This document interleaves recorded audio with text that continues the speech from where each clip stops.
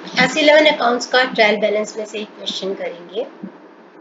Prepare a trial balance from the following items. आपको ये कुछ आइटम्स दे रखी हैं, आपको इनको ट्रायल बैलेंस में दिखाना है। ट्रायल बैलेंस एज ऑन, यहाँ पे डेट लिखी जाती है जहाँ जब ट्रायल बैलेंस बनाया जा रहा है। एसेट्स एक्सपेंसेस एंड लॉसेस का डेबिट बैलेंस होता है। लायबिलिटीज इनकम एंड कैपिटल का क्रेडिट बैलेंस होता है।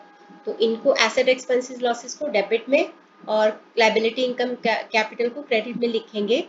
बैंक एक ऐसी एसेट है जो कभी कभी जिसका क्रेडिट बैलेंस हो सकता है, मतलब ओवरड्राफ्ट होता है, नेगेटिव बैलेंस होता है, तो क्रेडिट पे दिखाएंगे। अब लिखते हैं इनको बारी बारी से। Capital, liability income capital credit, तो कैपिटल का 3,40,000 क्रेडिट में। ओपनिंग स्टॉक एसेट होता है, तो ओपनिंग स्टॉक को दिखाएंगे डेबिट में 85,000। फर्नीचर एसेट होता है, एसेट का डेबिट बैलेंस होता है। Asset expenses losses 1,26,000।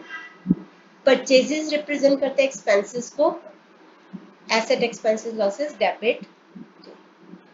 Purchases cash asset होता है 73,000 डेबिट में, कैश 73,000। कैरेज एक्सपेंस होता है भाड़ा, एसेट एक्सपेंसेस लॉसेस डेबिट।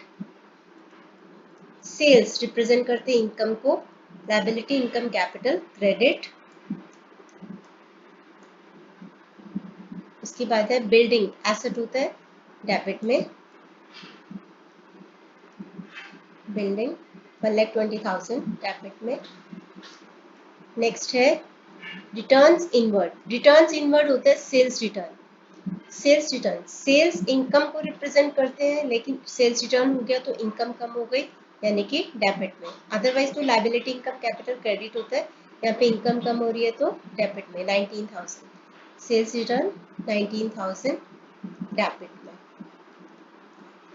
उसके बाद है रिटर्न्स आउटवर्ड, यानी कि परचेजेस रिटर्न। परचेजेस का डेबिट, परचेजेस रिटर्न का क्रेडिट 3,500, क्योंकि एक्सपेंसेस कम हो रहे हैं तो क्रेडिट में। Purchases return. नेक्स्ट है ट्रेड एक्सपेंसेस। एक्सपेंसेस होते हैं एसेट एक्सपेंसेस लॉसेस डेबिट, तो ट्रेड एक्सपेंसेस डेबिट 10,000। नेक्स्ट है डिस्काउंट रिसीव, इनकम होती है, liability income capital credit 9,700। Discount received credit में 9,700। उसके बाद है सैलरी ऑफिस रेंट, दोनों एक्सपेंसेस होते हैं तो डेबिट में 30,000 22,700।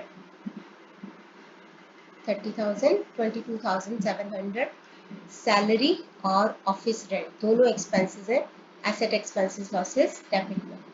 अब हम दोनों साइड का टोटल करते हैं, दोनों का सेम आ गया, इट मीन्स हमारा क्वेश्चन ठीक है।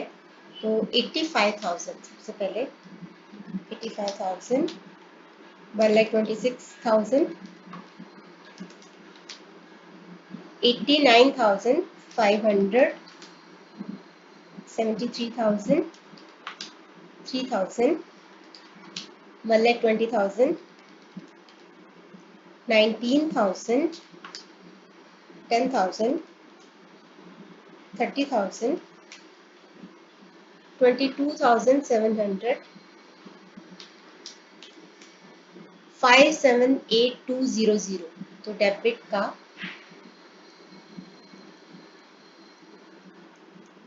डबल अंडरलाइन करेंगे इसको। अब क्रेडिट साइड का देखते हैं। 3,40,000, 3,40,000, 2,25,000, 3,500, 9,700, 578,200।